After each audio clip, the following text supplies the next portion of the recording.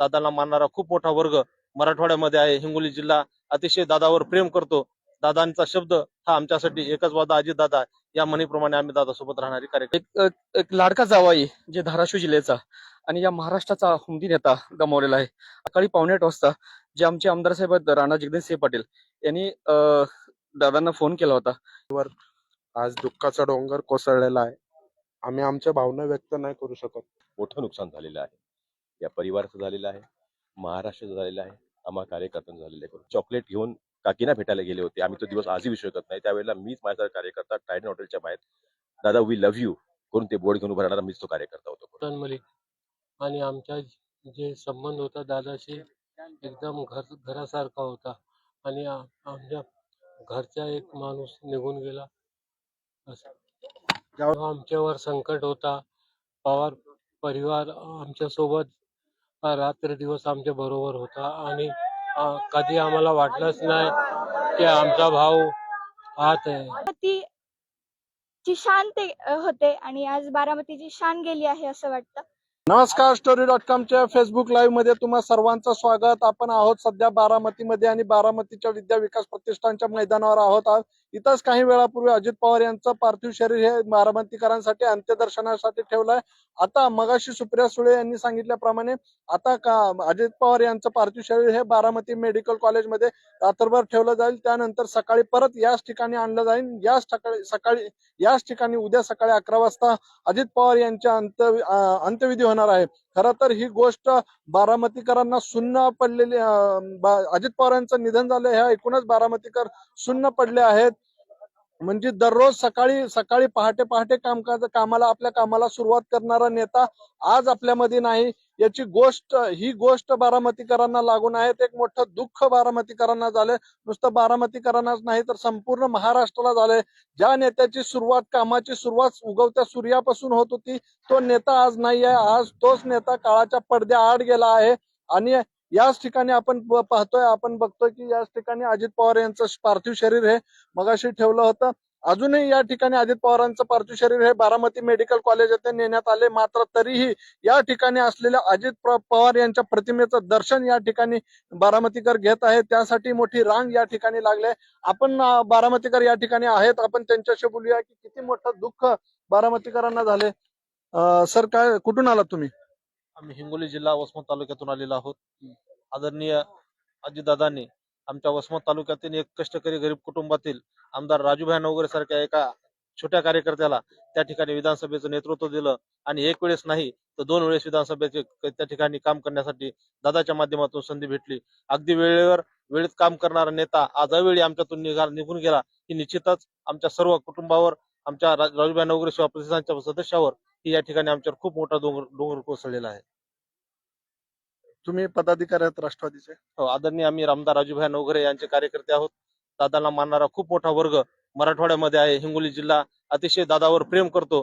दादांचा शब्द हा आमच्यासाठी एकच वादा अजित दादा या म्हणीप्रमाणे आम्ही दादासोबत राहणारी कार्यकर्ते आहोत. काय सांगाल दादा, कुठून आलात?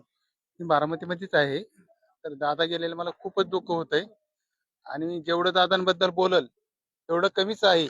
आणि दादा गेल्याबद्दल एवढं मला म्हणजे दुःख वाटतंय.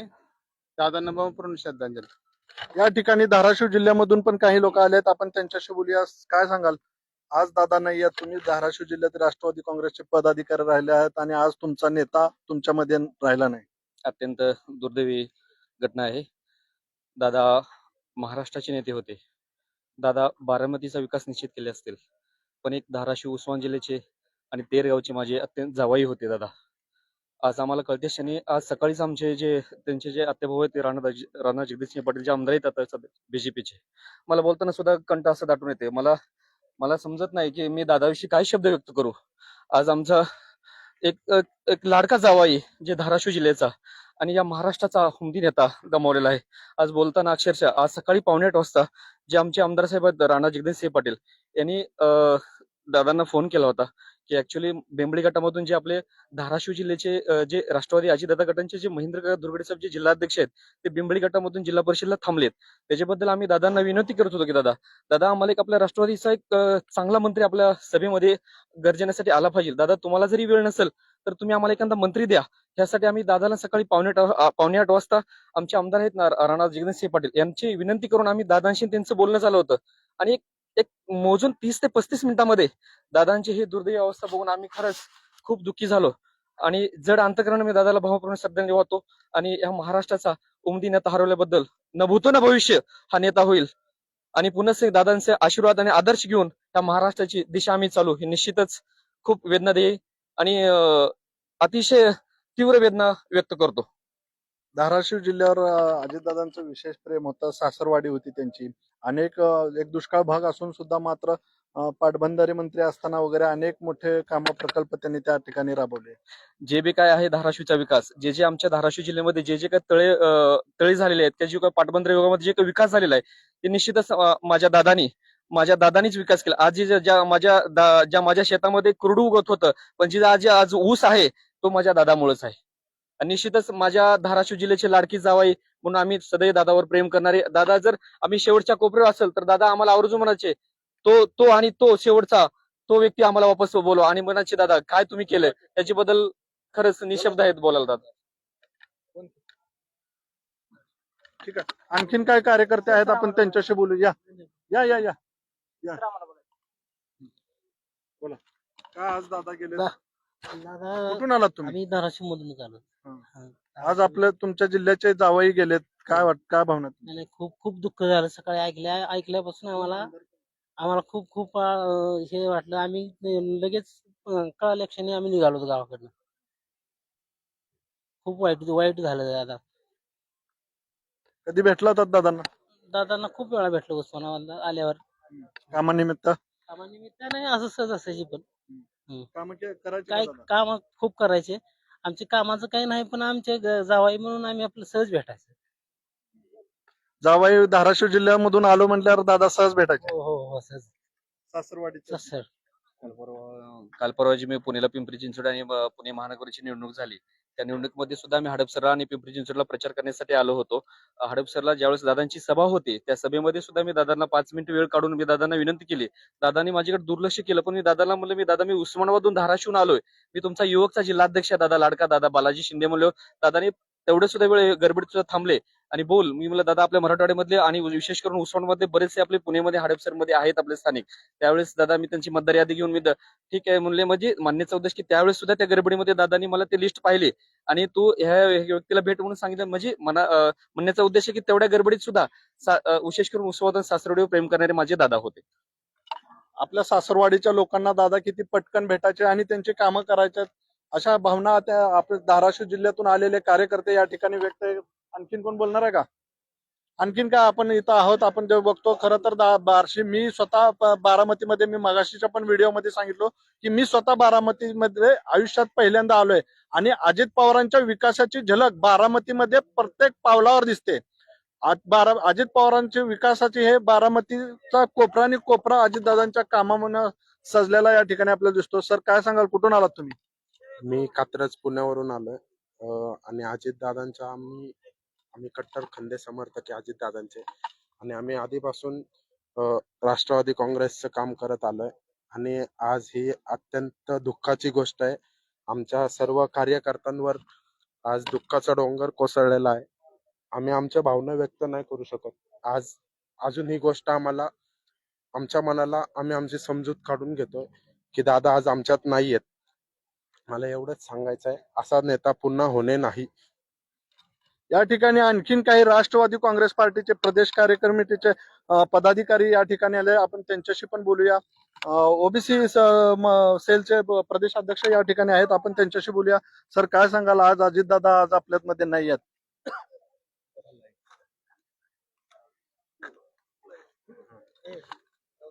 खरं सांगाल तर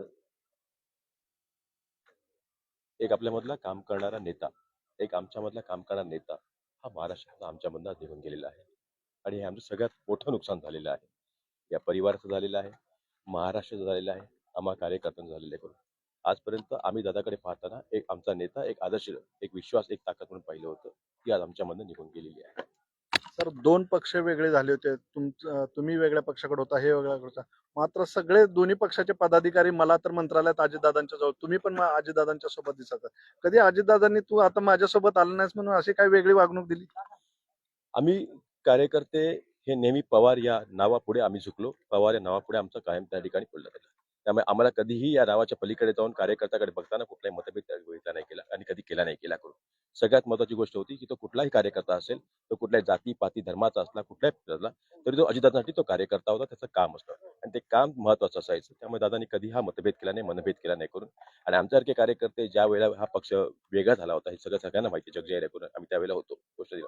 पण त्यावेळेला जेव्हा दादा चॉकलेट घेऊन काकीना भेटायला गेले होते, आम्ही तो दिवस आजही विसरू शकत नाही. त्यावेळेला मीच माझा कार्यकर्ता टायडन हॉटेलच्या बाहेर दादा वी लव्ह यू करून ते बोर्ड घेऊन उभा राहणारा मीच तो कार्यकर्ता होतो करून. दादाने कधी मनभेद केले नाही, मतभेद केले नाही. पण आज आमच्यामध्ये दादा निघून गेलेले आहेत आणि हे आमच्यासाठी खूप मोठं नुकसान आहे, जे कधी भरून येणार नाही करून. काय सांगाल दादाबद्दल? दादाच्या आठवणी काय आहेत तुमच्या? दादा आणि आमच्या परिवारच्या घरचा संबंध होता. मी नवाब मलिकचा लहान भाऊ आहे आणि कप्तान मलिक, आणि आमचा जे संबंध होता दादाशी एकदम घरासारखा होता. आणि आमच्या घरचा एक माणूस निघून गेला असं. ज्यावेळेस नवाब तुमच्यावर एक मोठं एक संकट होतं, नवाब भाई ज्यावेळेस आतमध्ये जेलमध्ये होते, त्यावेळेस अजितदादांनी पवार फॅमिली तुम्हाला किती कशा प्रकारे धीर दिला?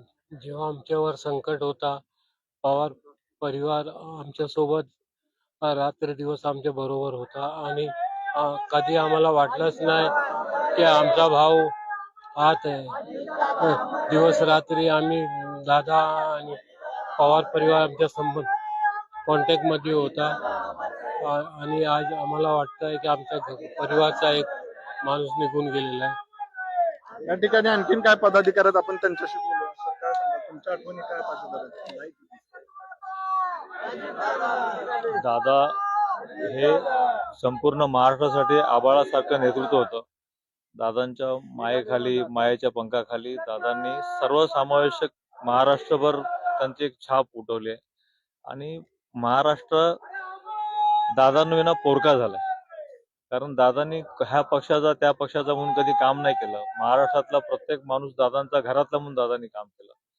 आणि मी त्यांच्या घरातलाच असल्यामुळे आमच्यावर जे संकट आहे, जे कोसळलंय, त्याची भर माझ्या घरातल्यांची सोडा महाराष्ट्राची भर होऊ शकत नाही. कारण हे एवढं मोठं दुःख आहे की सांगताना पण विश्वास बसेना की अशी घटना घडली म्हणून. मी काल रात्री दादांसोबत होतो आणि सकाळी काय कामानिमित्त मला म्हटले, मी सकाळी 4 सभा आहेत माझ्या आणि मी निघणार आहे, तर मग मला एक काम दिलं, मी त्यासाठी गेलो. पण मला फोन आल्यानंतर मला खरंच वाटेना की हे, कारण मी जर एका क्षणानंतर जर हे घटना घडते तर शब्दच राहत नाहीत की म्हणजे अशक्यच असा अजूनही विश्वास बसेना की मी इथे येऊन पण हे खरोखर घडलंय का कुठल्या स्वप्नात आहे आपण. म्हणजे अनपेक्षित घटना आहे आणि जिचं दुःख म्हणजे सगळ्या महाराष्ट्रातल्या प्रत्येक माणसाला झालेलं आहे. कारण दादा हे सर्वसामान्यांचं नेतृत्व करणारं मोल असणारं मोठं नेतृत्व आहे. आणि आज ते नाही आहे म्हटल्यावरती एक प्रत्येक माणसाला असं वाटतं की दादा हे माझं नेतृत्व आहे. आणि प्रत्येक माणूस जो गाव खेड्यातनं येतो, कुठून पण येतो, त्याला वाटतं की माझा हक्काचा माणूस म्हणजे दादा आहे. आणि दादाकडे गेल्यानंतर प्रत्येकाला न्याय भेटतो. आणि कार्यकर्ते भावविश होता दादाच्या आठवणीने. हे खरंच दुःख न पचण्यासारखं आणि शॉकिंग आहे. म्हणजे साहेब काल रात्री मला भेटले आणि आज सकाळी ते नाही आहेत. ही खरंच कार्यकर्त्यांसाठी एक खूप मोठी शॉकिंग आहे. दादा, कुठून आलात तुम्ही? इंदापूर तालुका, काय आठवणी अजितदादांच्या? बारामती तालुका आणि इंदापूर तालुक्यावर जास्त करून त्यांचं जवळच होते तालुके, त्यामुळे जास्त प्रेम होतं. दोन्ही तालुके असं पोरके झाले ते एकदम. पोरके म्हणजे काय शब्दच नाहीत. अचानक ही घटना घडली. सगळ्यांना असं महाराष्ट्राचा दादा आपल्यातून निघून गेलाय असं वाटतं की घरातील कोण एखादा सदस्य गेलाय. सगळ्यांना शोककळा पसरलेली. खूप खूप वाईट वाटतंय. अजितदादाविषयी बोलायला शब्दच उरलेले नाहीत आता. कारण बारामतीची शान हे अजितदादा दाखवतात. आणि अजितदादा सारखा नेतृत्व करणारा नेता आता कोणीही उरलेला नाही असं आमच्या मनात उरलेलं झालेलं आहे. दादा म्हणजे घराघरात शिरणारा माणूस होता. गोरगरिबांची काळजी करणारा माणूस होता. गरिबाविषयी त्यांना खूप आस्था होती.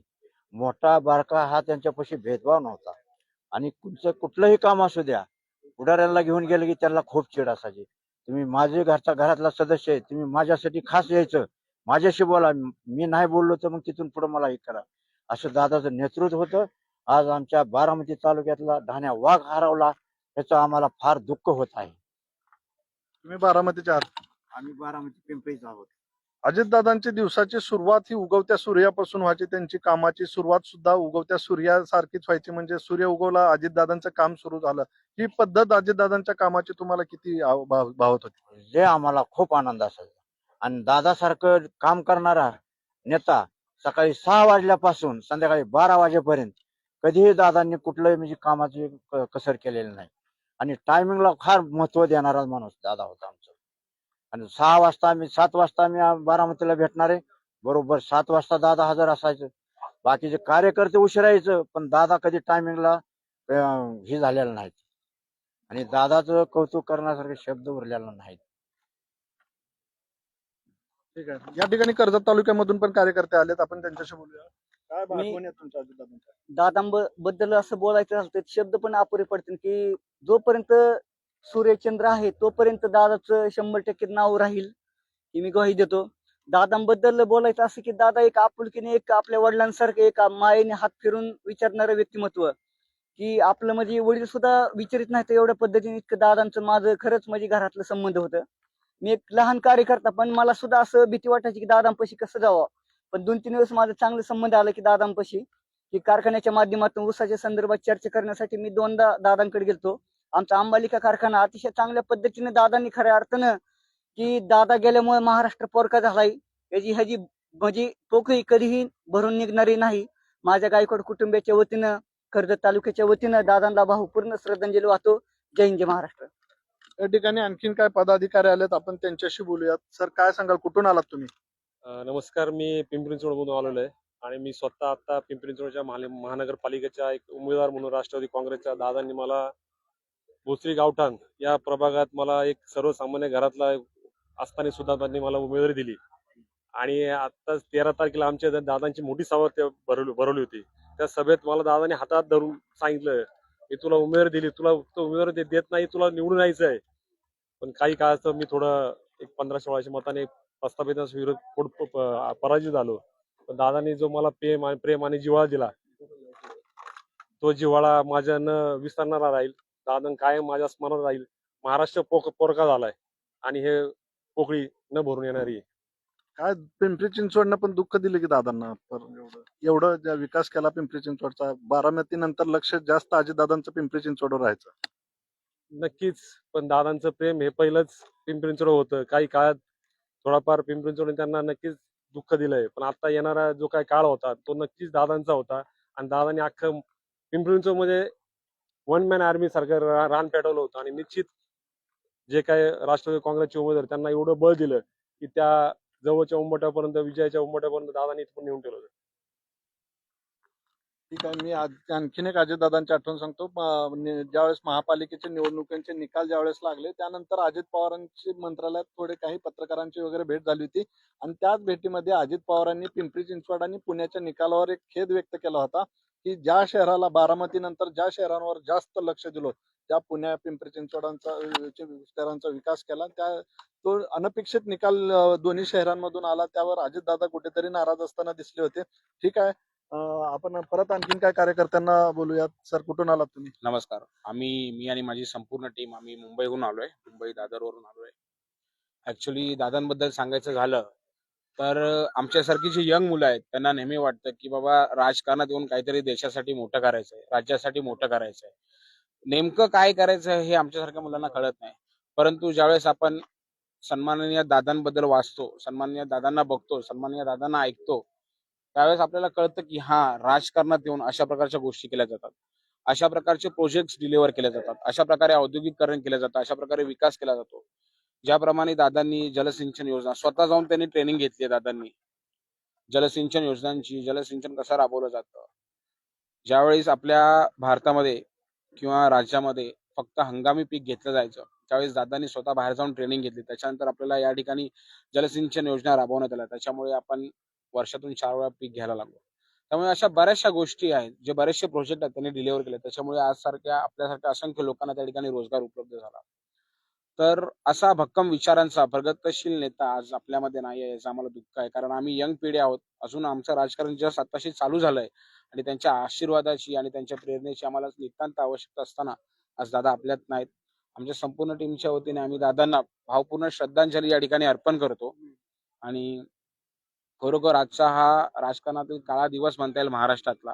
आणि खरोखर ही जे काही त्रुटी आहे ती भरून येण्यासारखी नाहीये आमच्या यंग मुलांसाठी तरी. कारण आम्हाला अजितदादा अजून बरेच वर्ष हवे होते, परंतु काळाने घाव घातला. अतिशय दुःखद घटना आहे. धन्यवाद. मी राहुल सोलंकर, दादाच्या शेजारचा बानकरी. सांगायचं वैशिष्ट्य म्हणजे आपण आज बारामतीचा ढाणेवाग एक प्रकारे हरपलेला आहे. दादानी माझ्या एका कागदाच्या शब्दावरती 12 लाख रुपयाचा पूल माझ्या राण्यामध्ये उभा करून दिलेला आहे. पण आज दादा आपल्या नाहीत, ह्याचं खूप मोठं दुःख माझ्यासारख्या सामान्य कार्यकर्त्याला होत आहे. ह्याचं खूप मोठं दुःख, ह्याची उणीव कधीही भरून न निघण्यासारखी आहे. दादाचा असा विषय होता की दादा कशी कागद घेऊन गेल्यानंतर दादा प्रत्येक कागदाचा विचार करणारा माणूस दादा होता. माझ्यासारखा कार्यकर्ता आज माझ्या रानातल्या पुलासाठी 12 लाखाचा प्रोजेक्ट दादाने एका शब्दावर मंजूर केला. आणि तो पूल मला जी यायची जायची अडचण होती, दादानी एका शब्दावर सॉल्व्ह करून टाकली. पण आज आपला ढाणे वाघ, बारामतीचा वाघ आपण गमावलाय. त्याचं दुःख सगळ्या बारामतीला आहे, सगळ्या महाराष्ट्राला आहे आणि सगळ्या देशाला सुद्धा आहे. आमच्या गावातर्फे, दारगोडी तर्फे मी भावपूर्वी श्रद्धांजली दादाला वाहतो, नतमस्तक होतो. अमर रहे, अमर रहे, अमर रहे. आपण बघता की अजित पवारांनी, आपण बघतोय अजितदादांनी बारामतीकरांसाठी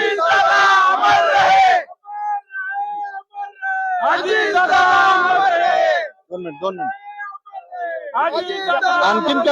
आणखीन काय कार्यकर्त्यांशी बोलूयात. एक छोटी मुलगी आहे या ठिकाणी आलेली आहेत, आपण तिच्याशी बोलूया. ताई, काय करतेस तू? सर, आता मी 10वी मध्ये आहे. विद्या प्रतिष्ठान ही अजितदादांची संस्था असून त्यामध्ये मी आता शिक्षण घेत आहे.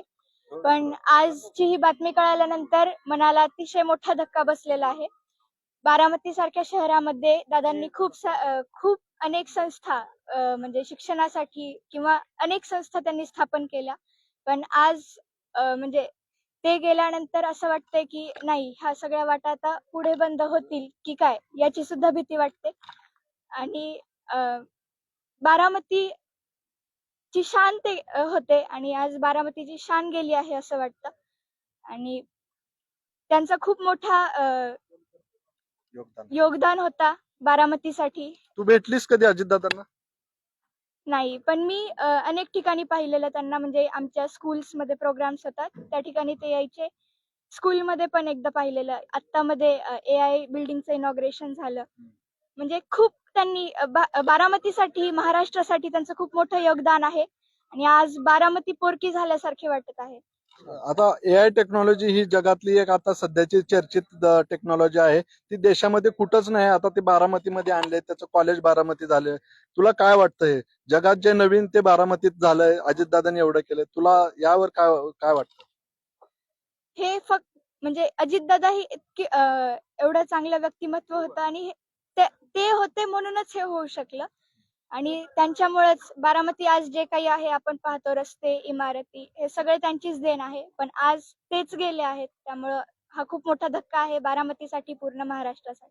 तुला अजितदादांचं नेमकं कुठला काय आवडायचं अजितदादांबद्दल तुला?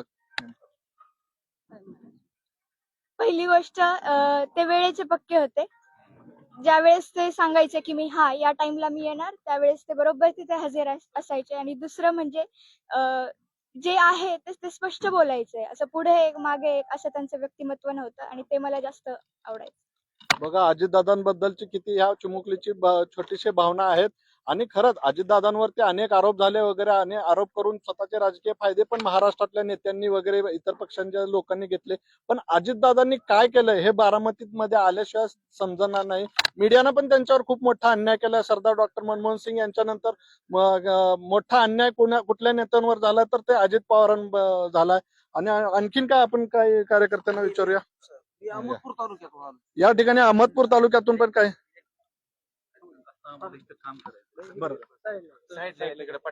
आता इथं आपण एक मिनिट आपण त्या बाजूला जाऊ, इथं काम करायचं आहे. आणखीन काय आपण लोकांना बोलू आणि लोकांच्या प्रतिक्रिया घेऊ. अजितदादांबद्दल काय वाटतं हे त्यांना देऊ, कारण आज खूप मोठं दुःख, खूप मोठं आकस्मिक गोष्ट, आकस्मिक निधन अजित पवारांचं झालं. आणि या ठिकाणी आणखीन काय आणखीन काय आपण बोलणार आहोत. उदगीर अहमदपूर या भागातून काही कार्यकर्ते या ठिकाणी अजित पवारांना मानणारे, काही त्यांच्यावर प्रेम करणारे कार्यकर्ते आलेत. लाईट येत नाही तिकडे नेऊन काय करता, या इकडं लाईट पण आली पाहिजे ना. या. बोला. आज खरंच मी अहमदपूर तालुक्यातून आलोय. आज दादाची ही दुःखद घटना झाली, ही खरोखर महाराष्ट्रासाठी दुःखदायी घटना आहे. आणि खर तर महाराष्ट्राच्या शेतकऱ्यासाठी ही सगळ्यात मोठी घटना म्हणजे दादाची आहे. आणि दादाचं असं एक विचार होते की महाराष्ट्राचा शेतकरी कसा सदन होईल, असे विचार दादाचे होते. आणि दादा तुम्हाला आम्हाला सगळ्याला सोडून गेले. ही महाराष्ट्र पोरका झाला. छत्रपती शिवरायानंतर जर महाराष्ट्रात जर शेतकऱ्याविषयी जर भूमिका कुणी घेतली असेल तर एकमेव नेता असेल, त्याचं नाव आहे अजितदादा पवार साहेब. काय म्हणाल, काय आठवण अजितदादा? मी अंबाजोगाई तालुक्यातून आलेलो दादासाठी. दादाने हे आमच्या बीड जिल्ह्यासाठी खूप काही पालकमंत्री झाल्यानंतर केलंय. पण असं बीड जिल्ह्याचं दुर्दैव आहे की दादा अचानकच गेल्यामुळे आम्हाला खूप दुःख झालेलं आहे. मी बारामती मधलाच आहे. बारामतीची 2 चाकं होती, त्यातलं एक चाक निखळलेला आहे. बारामतीचा जो काय विकास, पुणे जिल्ह्याचा विकास जो काय दादांनी केला होता, त्यातलं एक चाक आज निशब्द आणि निखळलेला आहे. बारामतीची न भरून येणारी हानी हे आज बारामतीनं अनुभवलेले आहे. आज दादा आपल्यामध्ये नाहीयेत, हे दुःख मनाला खूप होत आहे. बारामतीसाठी दादांची बारामती, दुर्दैवाने दादांचा मृत्यू सुद्धा बारामतीमध्येच झाला. याचं खूप दुःख बारामतीच्या जनतेला आहे, एवढंच बोलू शकतो. या ठिकाणी आणखीन काही लोक दुःख व्यक्त करतात, आपण त्यांच्याशी बोलूया. आज मला एक किस्सा आठवतोय. वडगाव निंबाळकर बारामती मतदारसंघातच मी आहे की आज माझे आजोबा रिटायरमेंट झाले होते इरिगेशन मध्ये. त्याच्यानंतर आमच्या वडिलांना नोकरी मिळत नव्हती त्यांच्या जागेवरती. तर बरेचसे प्रयत्न आम्ही केले की आमच्या वडिलांना कामावरती रुजू हो. त्याच्यानंतर आम्ही सर्वसामान्य कुटुंबात आलेलो लोक दादांनी शिफारस केली. दादांनी शिफारस ऐकल्यानंतर एका शब्दावरती दादांनी डायरेक्ट आमच्या वडिलांना कामावरती रुजू केलं, एका सहीवरती, एका स्टेटमेंटवरती. आणि त्याच्यानंतर म्हणजे माझ्या उभ्या आयुष्यामध्ये दादांना फक्त मी 2 वेळा पाहिलं होतं. एकदा त्यावेळेस आणि दुसऱ्यांदा माझी मुलगी लहान होती त्यावेळेस. माझी मुलगी म्हणली हे कोण आहेत, ते म्हणले आपले हिरो आहेत हे, त्यांचं नाव काय, ते मी माझ्या मुलीला म्हणलं हे अजितदादा आहेत. तेव्हापासून माझ्या मुलीचे हे आयडल आहेत अजितदादा. आणि माझ्या मुलीला प्रत्येक वेळेस भावतात त्यांचे, प्रत्येक वेळेसचे संभाषण, त्यांचे भाषण वगैरे ते सगळं माझ्या मुलीला दादांचं आवडतं. त्यात अजून चिमुकलेच आहे, पण तिचा प्रभाव एवढा पडलाय ना दादांचा तिच्यावरती, सेम दादांगत ऍक्टिव्ह झाली ती. तिथपर्यंत आपण पोहोचू शकत नाही, पण दादांची खरंच मी एकदम ऋणी. त्यांनी आमच्या कुटुंबाला सावरलं, आमच्या कुटुंबाला सहकार्य केलं. आणि असं आहे ना, असं व्यक्तिमत्व आहे ना बारामती तालुक्यात अख्ख्या भारतामध्ये होऊ शकत नाही. असं व्यक्तिमत्व म्हणजे आमचा दादा. आता बोलताना पण नुसतं मन भरून येते, पण असं आहे ना व्यक्तिमत्व, अख्ख्या देशामध्ये होऊ शकत नाही. हा आमचा दादा. आपण बघताय की बारामतीकरांच्या प्रतिक्रिया ऐकून अजितदादा बारामतीकरांशी व्यक्तींशी अनेक इथल्या लोकांशी किती कनेक्ट होते या आजच्या या प्रतिक्रियामधून लक्षात येते की आपल्या मतदारसंघातल्या लोकांची किती काळजीनं ते त्यांची कामं करायचे, त्यांचे प्रश्न सोडवण्याचं काम अजितदादा होते. मत या सगळ्या गोष्टींना असं लक्षात येते की अजितदादा आपल्या मतदारसंघातील लोकांशी, नागरिकांशी किती कनेक्ट होते. आपण अजितदादांचा उद्या होणारा अंत्यविधी हा आपल्या चॅनलवर लाईव्ह दाखवूच. बघत राहा story.com. कॅमेरामॅन दीपक साळुंकेसह मी प्रकाश पाटील, story.com, बारामती.